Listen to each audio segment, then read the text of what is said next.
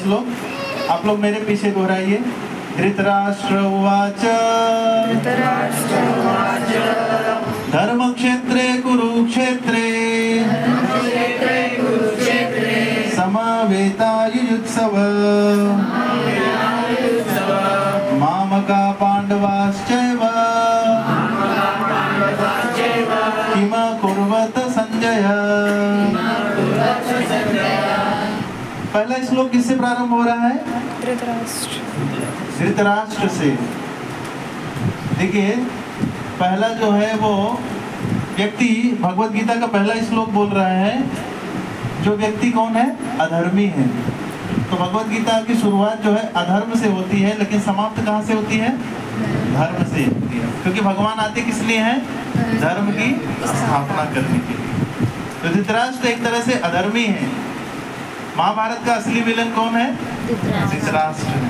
दुर्योधन तो बेचारा नाम बदनाम हो गया उसका, लेकिन असली में धृतराष्ट्र की इच्छा थी। क्योंकि पांडु जो थे वो छोटे थे, धृतराष्ट्र बड़े थे, लेकिन धृतराष्ट्र अंधे होने की वजह से उनको साम्राज्य नहीं मिला। क्योंकि अंधे को राजा कैसे बनाएंगे? तो उन्होंने कहा छोटे भाई को राजा बना दो, आप बैठो। तो धृतराष्ट्र के मन में ये शंका ये थी, लोभ था, लालच था कि मैं राजा कैसे बनूं। और जब किसी व्यक्ति को किसी चीज का लोभ लालच हो जाता है तो व्यक्ति निश्चित ही वह किसी भी कर्म तक जाने के लिए तैयार हो जाता है। कोई भी पाप कर्म करेगा। आप देखिए संसार में कोई चोरी करने के लिए डॉक्टर भी किसी का किडनी निकाल ले रहा है, कोई भी किसी के साथ कोई भी फ्रॉड कर रहा है, किसी की हत्या तक कर दे रहा है, केवल अपने निजी स्वार्थ के लिए। तो धृतराष्ट्र भी अपने स्वार्थ के लिए, उनके मन में ये लालच था, ये लोभ था कि मैं कैसे कब राजा बनूं, ये अवसर मुझे कब मिले। और उनको अवसर मिल गया। कैसे मिल गया? क्योंकि पांडु उनको भी मृत्यु को प्राप्त हो गए वो, इसलिए उनको ये अवसर मिल गया। अब जब अवसर मिल गया तब उसको छोड़ना नहीं चाह रहे थे वो। कहते हैं जब कोई व्यक्ति को बहुत बड़ा खजाना मिल जाता है तो व्यक्ति क्या होता है, उसको देख के पागल हो जाता है। उसी खजाने से वो उसकी मृत्यु हो जाती है, वही मृत्यु का कारण बन जाता है। तो धृतराष्ट्र के पूरे 100 पुत्रों के मृत्यु का कारण क्या बना? उसका राज्य। अगर धृतराष्ट्र को लोभ नहीं होता, लालच नहीं होती, तो वो भी राज्य करते और पांडवों को भी राज्य मिल जाता था। लेकिन उनके मन में क्या था? मैं पूरा का पूरा राज्य ले लूं। पांडवों को एक रत्ती भूमि भी नहीं मिले। तो देखिए पहला श्लोक जो है शुरू हो रहा है, तो हम इसका अनुवाद और तात्पर्य श्रील प्रभुपाद जी के द्वारा उन्होंने क्या लिखा है वो पढ़ेंगे। धृतराष्ट्र ने कहा, हे संजय, धर्म भूमि कुरुक्षेत्र में युद्ध की इच्छा से एकत्र हुए मेरे तथा पांडु के पुत्रों ने क्या किया। पहले श्लोक में धृतराष्ट्र की मंशा समझ में आ रही है। क्या पूछ रहे हैं वो? ध्यान से सुनिएगा श्लोक। क्या पूछ रहे हैं वो? हे संजय, धर्म भूमि कुरुक्षेत्र में मेरे तथा पांडु के पुत्रों ने क्या किया। अभी एक ही परिवार में रह रहे हैं सब लोग, लेकिन धृतराष्ट्र वहां क्या बता रहे हैं? मेरे और पांडु के पुत्र। अभी देखिए पांडु तो बचपन में ही जब छोटे छोटे थे पांडव लोग तभी चले गए थे, तो जिम्मेदारी किसकी थी संभालने की? धृतराष्ट्र की। लेकिन धृतराष्ट्र कभी अपने मन से कभी पांडवों को स्वीकार नहीं किए थे। वो हमेशा उनको अपने से अलग ही रखते थे। कुंती महारानी की जो कंडीशन थी, जो कैसे पांडवों को पाल पोस कर उन्होंने बड़ा किया, ये तो बहुत बड़ा स्टोरी होगा। उनका अगर देखेंगे भगवान ने उनके ऊपर इतनी बड़ी कृपा की, उन्होंने बड़े संघर्ष के साथ पांडवों को पाला। लेकिन धृतराष्ट्र कभी पांडवों के प्रति कोई हितैषी नहीं थे, करुणा नहीं दिखाया कभी। उनका भाव यहाँ पर दिख रहा है युद्ध शुरू होने के पहले। बता रहे हैं कि मेरे और पांडव के पुत्र, मतलब अपने पुत्र को अपना मान रहे हैं और पांडव के पुत्र को वो अलग कर दे रहे हैं। क्या किया? तो यहाँ पर देखिए प्रभुपाद जी तात्पर्य में लिख रहे हैं, भगवत गीता एक बहुपठित आस्तिक विज्ञान है जो गीता महात्म्य में सार रूप में दिया हुआ है। इसमें यह उल्लेख है कि मनुष्य को चाहिए कि वह श्री कृष्ण के भक्त की सहायता से संवीक्षण करते हुए भगवत गीता का अध्ययन करे और स्वार्थ प्रेरित व्याख्याओं के बिना उसे समझने का प्रयास करे। देखिए भगवत गीता के बहुत सारे आपको टिप्पणी मिलेगी मार्केट में, ये भी भगवत गीता, वो भी भगवत गीता, बहुत सारी भगवत गीता मिलेगी मार्केट में। लेकिन प्रभुपाद जी की जो भगवत गीता है, Bhagavad Gita as it is, इस भगवत गीता का जो संस्करण है ये पूरे विश्व में सबसे ज्यादा पाई जाएगी आपको। क्यों? क्योंकि इसका जो प्रभुपाद जी ने अनुवाद और तात्पर्य लिखा है वो एज इट इज है, यथारूप, जैसी आए तसी, जैसा है भगवान ने बोला है उसी प्रकार से प्रभुपाद जी ने उसको लिखा। लेकिन लोगों ने क्या किया, लोगों ने भगवत गीता का जब उन्होंने ट्रांसलेशन किया तो अपना स्वार्थ उसमें निहित कर दिया। भगवान ने कुछ बोला है लेकिन वो लिखे कुछ है। तो यहाँ पर वही प्रभुपाद जी कर रहे हैं कि अगर आपको भगवत गीता का पूरा लाभ लेना है तो ऐसे भाष्य से भगवत गीता पढ़िए जो एक भक्त के द्वारा रचित हो। जिस प्रकार भगवान ने साक्षात भगवत गीता अर्जुन को सुनाई थी वही भगवत गीता का लाभ आपको प्राप्त होगा। यदि उसी गुरु परंपरा से निजी स्वार्थ से प्रेरित हुए बिना किसी को भगवत गीता समझने का सौभाग्य प्राप्त हो तो वह समस्त वैदिक ज्ञान तथा विश्व के समस्त शास्त्रों के अध्ययन को पीछे छोड़ देता है। यदि व्यक्ति केवल अपने जीवन में भगवत गीता केवल समझ ले, बाकी कोई ग्रंथ पढ़ने की आवश्यकता नहीं है उसको, भगवत गीता ही उसके जीवन का कल्याण कर देगा।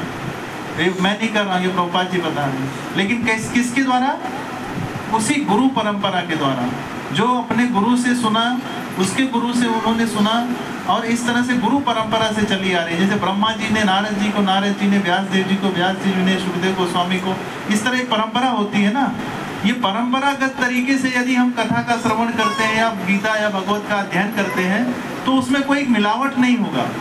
आप देखते हैं कभी कोई दुकान होगी मुंबई में 1950 से 1900 से, वो बोलते हैं ना कि ये इतनी पुरानी दुकान है, विश्वसनीय दुकान बोलते हैं उसको। खास करके सोने चांदी की दुकान होती है तो विश्वसनीय होती है। हम वहाँ पे क्यों सोना खरीदते हैं? कहीं से भी खरीद ले, खरीद सकते हैं ना, लेकिन कहीं क्यों नहीं खरीदते हम? क्योंकि वहाँ पे मिलावट मिलेगा हमको। लेकिन वो जो पुरानी दुकान है, उनके दादाजी, मतलब ये परंपरा चली आ रही कि ये गड़बड़ नहीं करेंगे, तो उनके यहाँ से हम खरीदते हैं। तो भगवत गीता भी कहीं कथा चल रही, हम जाके सुन लेंगे, चलो हमको भगवत गीता का लाभ मिल जाएगा, तो उससे हमारा क्या हो जाएगा? और गड़बड़ हो जाएगा। सस्ते के चक्कर में हम फंस जाएंगे। यहाँ सोना सस्ता है, देखिए उससे बढ़िया सोना यहाँ मिल रहा है, लेकिन वो सोना लेके आएंगे तो पता चला वो पीतल निकल जाएगा। ऐसा बहुत बार होता है कि नहीं होता? तो जो परंपरागत तरीके से कथा श्रवण करेंगे तो ही लाभ हमको प्राप्त होगा, अन्यथा लाभ नहीं मिलेगा। और सारी बातें हमको प्राप्त हो जाएंगी जो भी अन्य अन्य शास्त्रों में बताई गई हैं। स्वयं भगवान श्री कृष्ण द्वारा साक्षात उच्चरित होने के कारण यह पूर्ण आस्तिक विज्ञान है। ये भगवत गीता क्या है? ये कोई पुस्तक नहीं है, ये ज्ञान है। और ज्ञान के साथ साथ क्या है? विज्ञान भी है। आपको पता है ज्ञान और विज्ञान में क्या अंतर है? ज्ञान केवल होता है, जैसे हम किसी कहानी कथा को सुन लेते हैं तो सुनने के बाद थोड़ा सा हमको ज्ञान प्राप्त हो गया, लेकिन व्यवहारिक जीवन में कोई उपयोग नहीं है उसका। हाँ, थोड़ा अच्छा लगा, बहुत बढ़िया था कहानी, राजा रानी और कहानी सुन ली, बहुत अच्छा लगा, थोड़ा ज्ञान मिल गया, लेकिन व्यवहारिक जीवन में कोई उपयोग नहीं है उसका। लेकिन भगवत गीता ऐसा ग्रंथ है कि व्यवहारिक जीवन में उपयोग है उसका। जो हम पढ़ते हैं वो हम अगर अनुभव करेंगे हमारे जीवन में, अगर उसको हम अप्लाई करेंगे तो हमारा जीवन सुखद हो जाएगा। सब पढ़ने का उद्देश्य क्या है? पढ़ने का उद्देश्य हमारे जीवन में परिवर्तन लाना है। यदि भगवत गीता केवल पढ़ लिए ज्ञान प्राप्त करने के लिए और जीवन में कोई परिवर्तन नहीं हुआ तो फिर क्या फायदा? तो ये विज्ञान है, पढ़ेंगे तो जीवन में हमारे परिवर्तन आना चाहिए। महाभारत में वर्णित धृतराष्ट्र तथा संजय की वार्ताएं इस महान दर्शन के मूल सिद्धांत का कार्य करती हैं। माना जाता है कि इस दर्शन की प्रस्तुति कुरुक्षेत्र के युद्ध स्थल में हुई, जो वैदिक युग में पवित्र तीर्थस्थल रहा है। इसका प्रवचन भगवान द्वारा मानव जाति के पथ प्रदर्शन हेतु तब किया गया जब वे इस लोक में स्वयं उपस्थित थे। तो भगवत गीता केवल अर्जुन के लिए नहीं सुनाई गई। बहुत बार लोग सोचते हैं कि अर्जुन को केवल सुना दिया भगवान ने, हमारे लिए क्या फायदा उसका? अर्जुन को उन्होंने केवल माध्यम बनाया, क्योंकि भगवान क्या चाहते थे कि कलयुग में लोगों की बुद्धि जो है वो बहुत छोटी होगी, अल्प आयु होंगे, तो उसके लिए उनको ज्ञान कहाँ से मिलेगा? ऐसे ही देखिए ज्ञान मिल रहा है लेकिन लोग लेने के लिए नहीं तैयार हैं। तो बुद्धि सबकी जो है वो क्या होगी, ज़्यादा से ज़्यादा भौतिक चीज़ों में भागेगी। भौतिक चीज़ों में जब भागेगी बुद्धि तो क्या होगा, हमारा बुद्धि और भ्रष्ट हो जाएगा। तो इस प्रकार से भगवान ने अर्जुन के तभी इसलिए ज्ञान दिया कि भविष्य में जाकर कलयुग के लोगों को ये फायदा मिलेगा। लेकिन कलयुग के लोग इतने महान हैं कि भगवत गीता खोल के कभी पढ़ते ही नहीं। धर्म क्षेत्र शब्द सार्थक है क्योंकि कुरुक्षेत्र के युद्ध स्थल में अर्जुन के पक्ष में श्री भगवान स्वयं उपस्थित हैं। देखिए, धर्म जहाँ पर भगवान उपस्थित है वो क्या है, वही धर्म है। और बाकी जितने भी धर्म आप जो है बोल लीजिए, अगर भगवान नहीं है तो वो धर्म नहीं हो सकता। आप इस बात को मान लीजिए। बहुत बड़ा धार्मिक कार्य होते हैं ना, बड़ा बड़ा पंडाल, बड़ा बड़ा कार्यक्रम, लेकिन उसमें भगवान ही गायब रहते हैं। आपने ऐसा देखा होगा, ना तो भगवान का नाम होता है, ना तो भगवान का कीर्तन होता है, ना तो भगवान की कथा होती है, ना तो भगवान का वहाँ पर विग्रह होता है। अब उसको आप क्या कहेंगे, धार्मिक कार्य कहेंगे? भगवान ही नहीं है तो धार्मिक कैसे हो गया? अभी वो जो भी धर्म का कार्य होगा, समझिए कि भगवान की उपस्थिति वहाँ पे होनी चाहिए। किन के रूप में होनी चाहिए? नाम के रूप में होने चाहिए, रूप के रूप में होनी चाहिए, गुण के रूप में होनी चाहिए, लीला के रूप में होनी चाहिए, और अंत में महाप्रसाद के रूप में भगवान की जो है ये सारी उपस्थिति होनी चाहिए। तब जाकर वो कार्य धार्मिक होता है। अन्यथा कोई भी कार्य आपने मन से धार्मिक बोल दिए, तो जब धार्मिक हो गया तो सारा कार्य तो ऐसे जीवन में सब धार्मिक कार्य कर रहे हैं, लेकिन वो धार्मिक नहीं माना जाए। तो कौरवों का पिता धृतराष्ट्र अपने पुत्रों की विजय की संभावना के विषय में अत्यधिक संदिग्ध था। देखिए, जो व्यक्ति पापी होता है, जो व्यक्ति थोड़ा सा दुष्ट प्रकृति का होता है, या जो व्यक्ति जो है भगवान का भक्त नहीं है, उसके मन में हमेशा संशय रहेगा। आप इस बात को मान लीजिए। वो व्यक्ति अपने जीवन में हर व्यक्ति के ऊपर, हर चीज के ऊपर संशय करेगा। किस बात का? क्योंकि उसको विश्वास नहीं होगा मेरे जीवन में क्या होगा, उसको विश्वास नहीं है, क्योंकि उसके जीवन में वही सोचता है कि मैं सब कुछ अपने नियंत्रण में रखा हूँ, उसको भगवान से कोई लेना देना नहीं है। इसीलिए धृतराष्ट्र के मन में ये संशय था कि मेरे पुत्र 100 हैं, भले ही पांडव 5 हैं, लेकिन मुझे फिर भी शंका हो रही है कि कौरव जीत पाएंगे। क्यों शंका हो रही थी? क्योंकि कौरव अधर्मी थे, और अधर्म से आप बहुत दूर तक आप नहीं जा सकते। आप अपने जीवन में देख लीजिए, आप बहुत ऐसे लोगों को जानते होंगे जो अधर्म से बहुत आगे बढ़े हैं, लेकिन उतनी तेजी से वो नीचे आ गए हैं। तो अधर्म जो है, कहते हैं कि उसका पैर जो है बहुत स्पीड से भागेगा, लेकिन वो ज़्यादा दूर तक नहीं चल पाएगा। अतः इसी संदेह के कारण उसने अपने सचिव से पूछा, उन्होंने क्या किया? यह आश्वस्त था कि उसके पुत्र था उसके छोटे भाई पांडु के पुत्र कुरुक्षेत्र की युद्ध भूमि में निर्णयात्मक संग्राम के लिए एकत्र हुए हैं। फिर भी उसकी जिज्ञासा सार्थक है। वह नहीं चाहता था कि भाइयों में कोई समझौता हो, अतः वह युद्ध भूमि में अपने पुत्रों की नियति, भाग्य, भावी के विषय में आश्वस्त होना चाह रहा था। चूंकि इस युद्ध को कुरुक्षेत्र में लड़ा जाना था, जिसका उल्लेख वेदों में स्वर्ग के निवासियों के लिए भी तीर्थ स्थल के रूप में हुआ है, अतः धृतराष्ट्र अत्यंत भयभीत था कि इस पवित्र स्थल का युद्ध के परिणाम पर न जाने कैसा प्रभाव पड़े। देखिए, ये कुरुक्षेत्र जो है बहुत पवित्र भूमि मानी जाती है। ये इतिहास में आज भी बताते हैं कि देवता लोग आते हैं वहाँ पर स्नान करने के लिए, बहुत पवित्र भूमि मानी जाती है। तो देखिए, जब कोई धार्मिक जगह पर कोई जाता है तो उसकी बुद्धि थोड़ा शुद्ध हो जाती है। कितना भी पापी से पापी हो, उसकी बुद्धि थोड़ा सही हो जाती है। जैसे मंदिर में देखिए बहुत जाते हैं लोग, तो कभी कभी क्या होता है, उनकी बुद्धि थोड़ी सी सही हो जाती है। तो धृतराष्ट्र के मन में ये संशय था कि मेरे पुत्र जो युद्ध भूमि जहाँ पर लड़ रहे हैं कुरुक्षेत्र में, ऐसा ना हो उनका बुद्धि सही हो जाए और बाद में जाकर क्या कर लें, आप एक दूसरे से समझौता कर लें। और समझौता धृतराष्ट्र नहीं चाहते।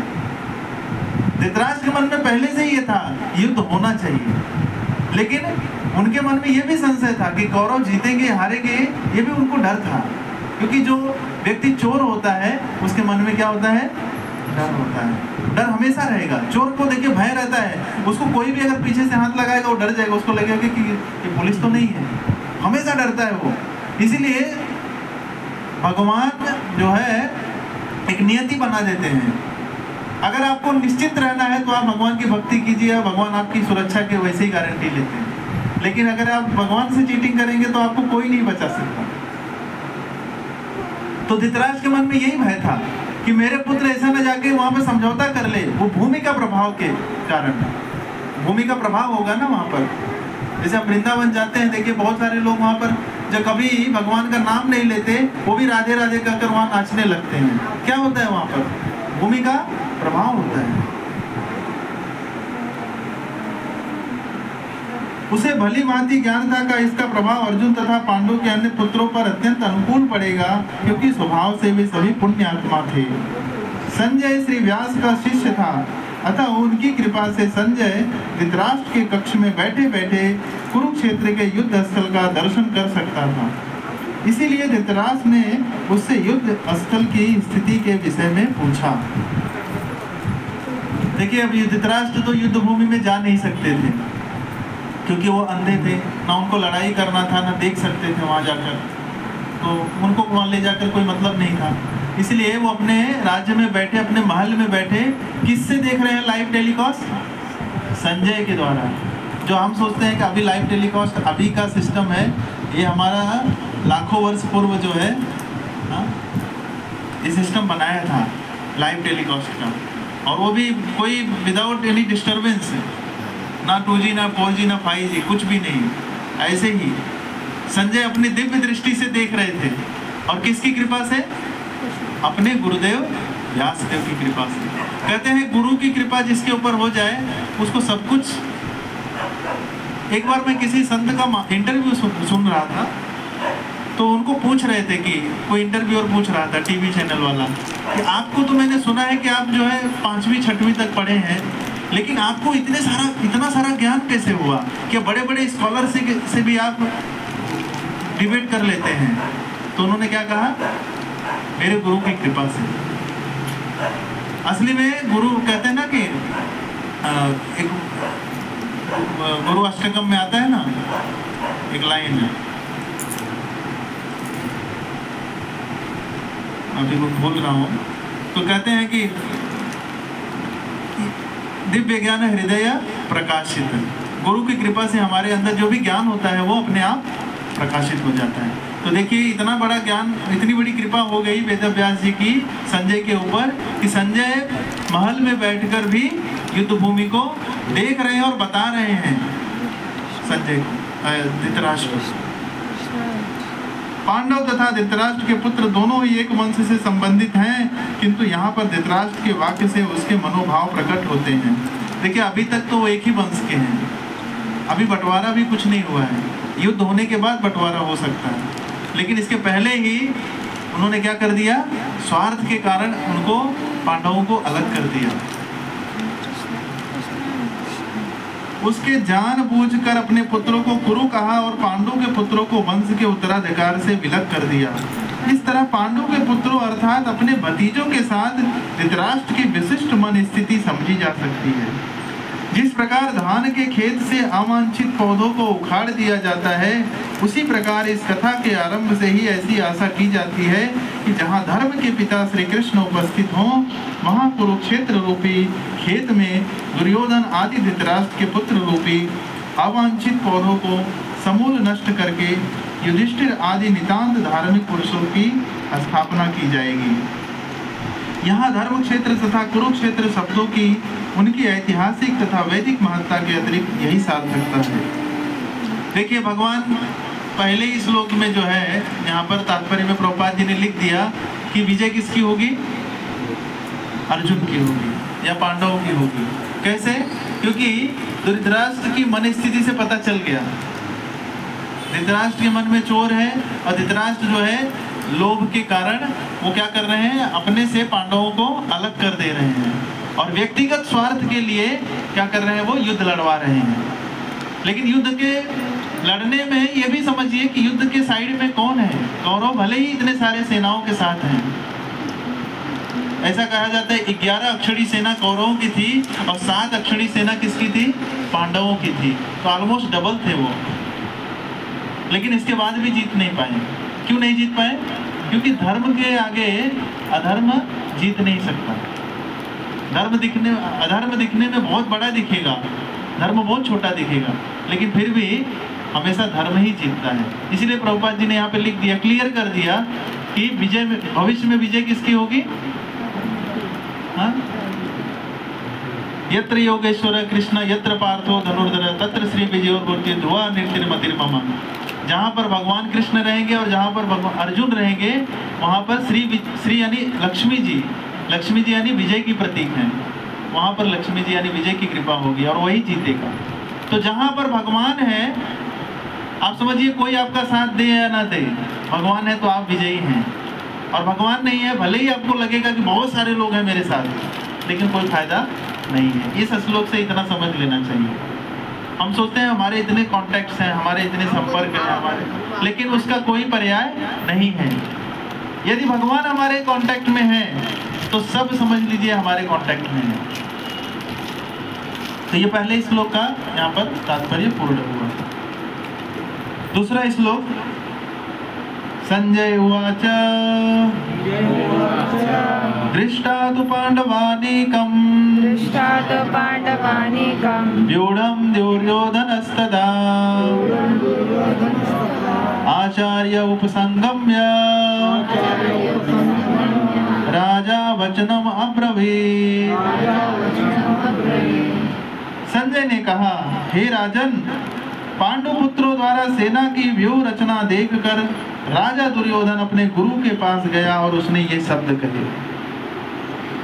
पांडवों की जो व्यूह रचना थी वो देखकर दुर्योधन का सर चकराने लगा। दुर्योधन अपने आप को बहुत मास्टरमाइंड समझता था, लेकिन जब देखा कि अरे पांडव तो इतने कम है, लेकिन उन्होंने तो बहुत बढ़िया प्लान किया है और मेरे पास इतना होके भी मैं इतना अच्छा प्लान नहीं कर पाया, तो और किसके पास गया? अपने गुरु के पास गया। गुरु कौन है वहाँ पर? द्रोणाचार्य है। वो पांडवों के भी है, कौरवों के दोनों के गुरु हैं। धृतराष्ट्र जन्म से अंधा था, दुर्भाग्यवश वह आध्यात्मिक दृष्टि से भी वंचित था। देखिए, भौतिक दृष्टिकोण से कोई व्यक्ति अंधा हो सकता है, बहरा हो सकता है, लेकिन आध्यात्मिक दृष्टिकोण से भी यदि कोई व्यक्ति अंधा बहरा हो गया तो समझ लीजिए फिर उसका व्यक्ति का कोई कल्याण नहीं हो सकता।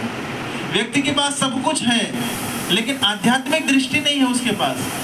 यदि वो नहीं देख पा रहा है कि हमारा जीवन जो मनुष्य का मिला है वो सार्थक कब होगा,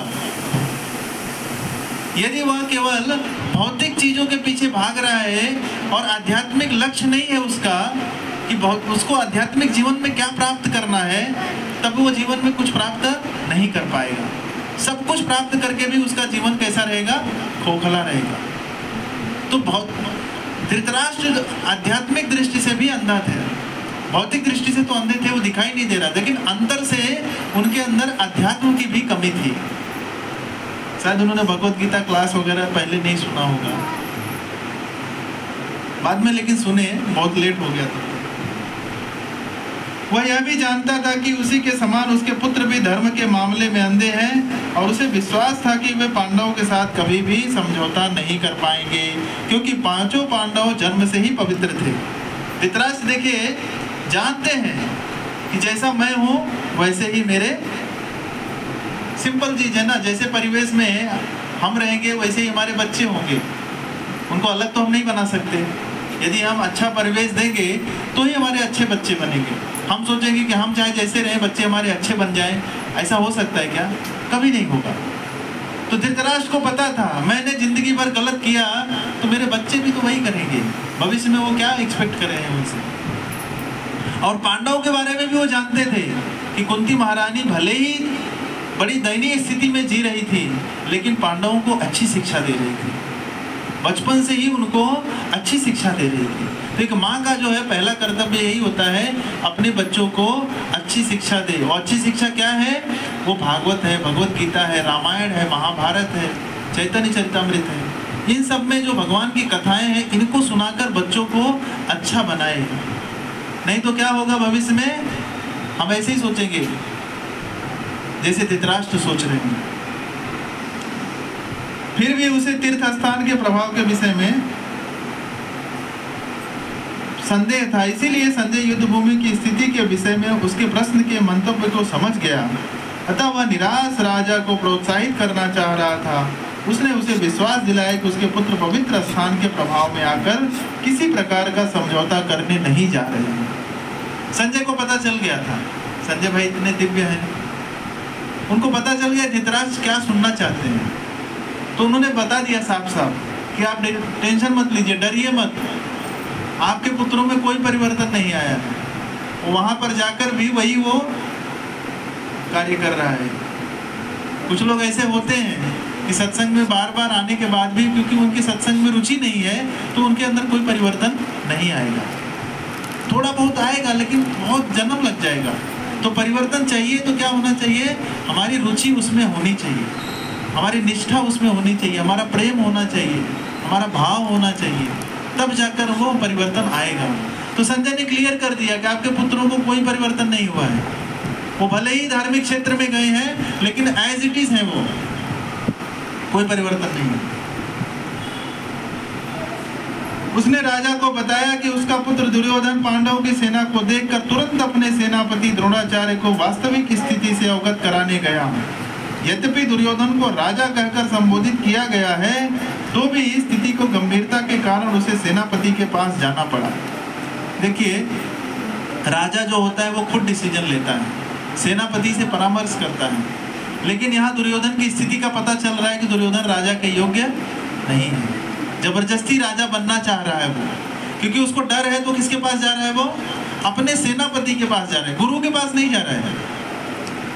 यहाँ पर वर्ड जो गुरु यूज हुआ है असली में वो सेनापति के पास जा रहा है कि आप बताओ, अभी पांडवों का तो ऐसा व्यूह रचना हो गया, अब हमारा कैसे हो, हम कैसे जीतेंगे, उसको भय है। अतएव दुर्योधन राजनीतिज्ञ बनने के लिए सर्वथा उपयुक्त था, किंतु जब उसने पांडवों की व्यूह रचना देखी तो उसका यह कूटनीतिक व्यवहार उसके भय को छिपा नहीं सका।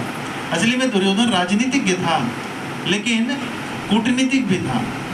राजनीति एक अलग होता है, कूटनीति एक अलग होता है। आजकल राजनीति नहीं, अब कूटनीति हो गया पूरा। पहले थोड़ा बहुत कूटनीति होता था, अब पूरा पूरा कूटनीति हो गया। राजनीति अच्छा है लेकिन उसमें अगर आप कूटनीति मिला देंगे तो वो पूरा गड़बड़ हो जाएगा। तो यहाँ पर दुर्योधन क्या कर रहा है, वो कूटनीति व्यवहार कर रहा है। अब मुझे जीतना है, आप बताइए मुझे कैसे जीतना है, छल से, बल से, साम से, दंड से, भेद से, कैसे भी करके मैं जीत जाऊं, बस मुझे ये बताओ आप। तो तीसरे श्लोक में क्या कर रहे हैं, पश्येतां पांडुपुत्राणां आचार्यं महतिं जमो व्यूढ़ं द्रुपदपुत्रेण तब शिष्येण धीमता। देखिए, यहाँ पर दुर्योधन अपने गुरु की ही गलती को बता रहा है। ऐसा शिष्य है कि गुरु की ही गलती को बता रहा है। गुरु की गलती को कोई शिष्य बताता है क्या? गुरु में गलती तो पहले शिष्य कोई देखता ही नहीं है। दिखेगा हो सकता है लेकिन फिर भी वो अपराध मान लेगा कि अरे गुरु में गलती हो गया, मतलब अपराध है, वो दिखेगा ही नहीं। लेकिन यहाँ पर दुर्योधन ऐसा शिष्य है कि वो गुरु में जाकर दोष दिखा रहा है। अब आप समझ सकते हैं। हे आचार्य, पांडु पुत्रों के विशाल सेना को देखें जिसे आपके बुद्धिमान से द्रुपद के पुत्र ने इतने कौशल से व्यवस्थित किया है। क्या बता रहे हो दुर्योधन? पांडवों की सेना को देख लीजिए, और किसने ये सेना मैनेज किया है? आपके ही शिष्य द्रुपद के पुत्र यानी धृष्टद्युम्न ने किया है। अब ये बताने की क्या जरूरत है उसको? उनको नहीं पता है, उनका ही शिष्य है, उनको नहीं पता है। लेकिन ये बता रहा है कि गलती की आपने। क्या गलती की? आपने पांडवों की सेना में द्रुपद के पुत्र धृष्टद्युम्न को आपने ट्रेनिंग दे दिया। ये आपकी गलती है, आप समझ लीजिए, आप गलत हैं, नहीं तो आज हम विजयी बन जाते हैं। एक्चुअली में द्रोणाचार्य का और द्रुपद का जो है थोड़ा सा एक मतभेद हो गया था। बचपन में दोनों एक गुरुकुल में पढ़े। द्रोणाचार्य तो ब्राह्मण पुत्र थे और ये जो है द्रुपद जो है वो क्षत्रिय थे, राजा थे, बाद में राजा बन गए। तो द्रोणाचार्य तो ब्राह्मण कभी ज़्यादा धनवान नहीं बनता था, उनके पास इतनी गरीब स्थिति थी कि उनके पास गाय भी नहीं था। तो अश्वत्थामा बच्चों के साथ खेलता था बचपन में, छोटे बच्चों के साथ। तो सारे बच्चे बोलते थे कि तुम्हारे पास तो दूध ही नहीं, तुम दूध कहाँ पीते हो? तो उन्होंने कहा कि माँ मेरे पास दूध नहीं है। तो उनकी माँ क्या करती थी, आटे को घोलकर उसको ग्लास में देती थी, बोलती ये दूध है, पी जाओ। तो दूध पीकर वो जाता था और बोलता था मैं भी दूध पीकर आया हूँ। तो सब बच्चे चिढ़ाते थे, अरे तू क्या दूध पी के आया, तुम्हारे पास तो गाय ही नहीं तो दूध कहाँ से पिया? लेकिन मैंने तो, मेरी माँ ने दिया। तो बच्चे बोलते थे अरे वो दूध नहीं कुछ और होगा।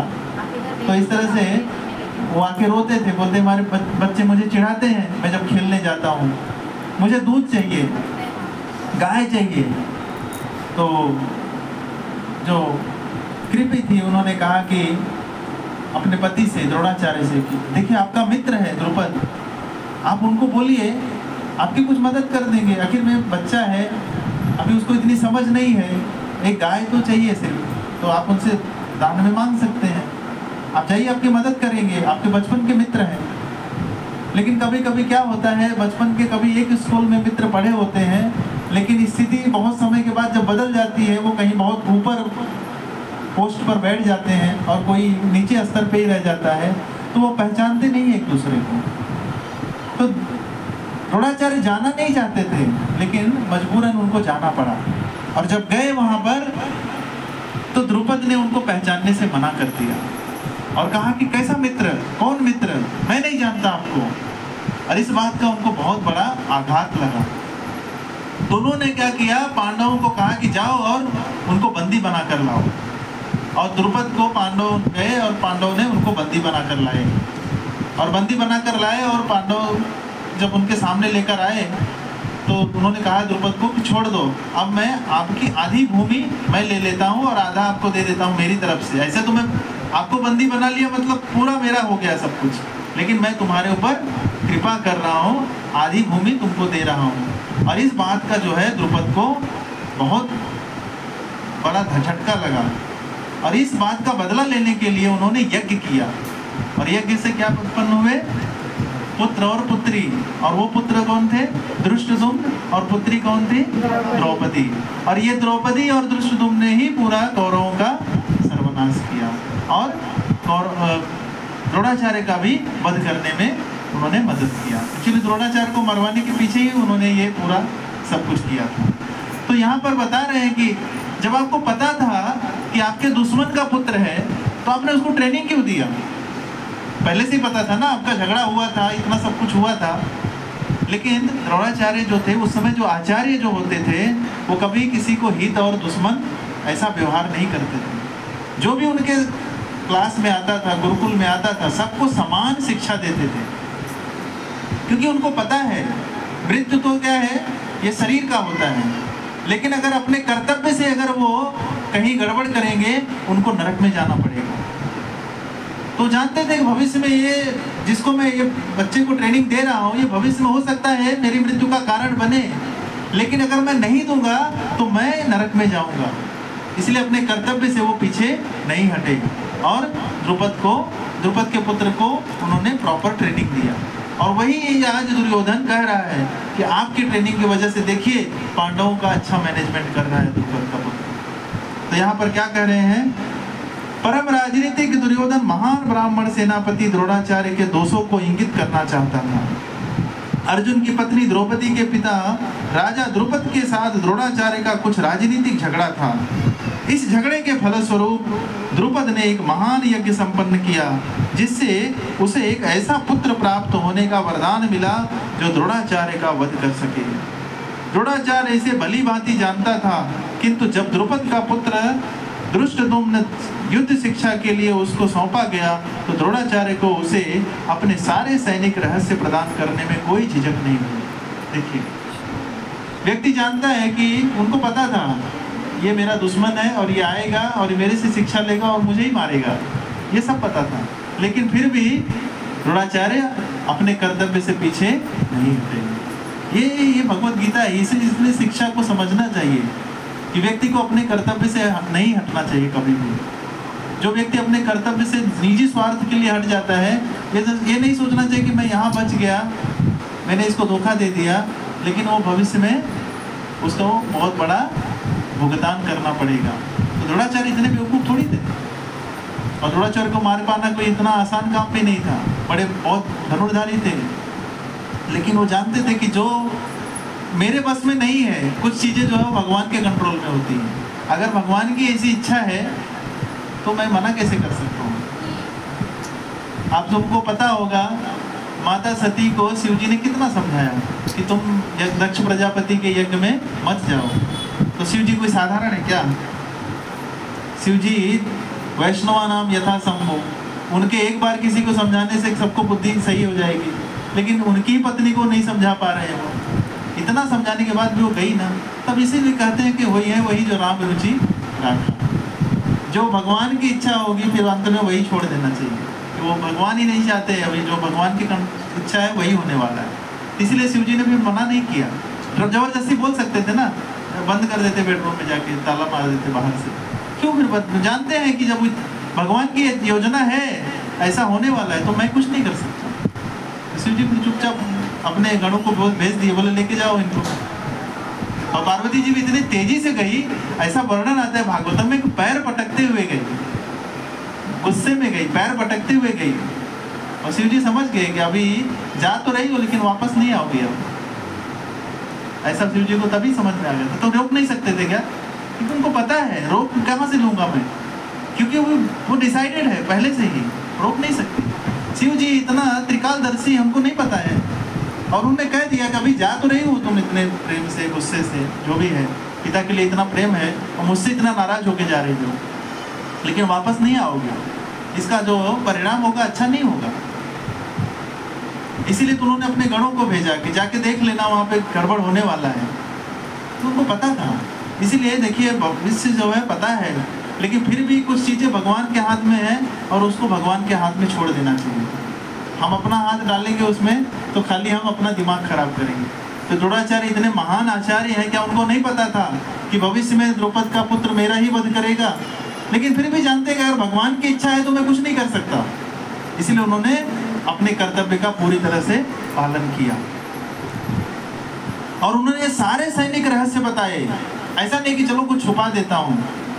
कभी कभी जॉब में कोई ट्रेनिंग के लिए आता है, ऐसा मेरा 2-3 बार जॉब गया है मैं जिसको ट्रेनिंग दिया वही मुझे वो कल को मेरे को बोलता है कि अभी ये तो सीख गया, अब अभी आप दूसरा जॉब देख लो।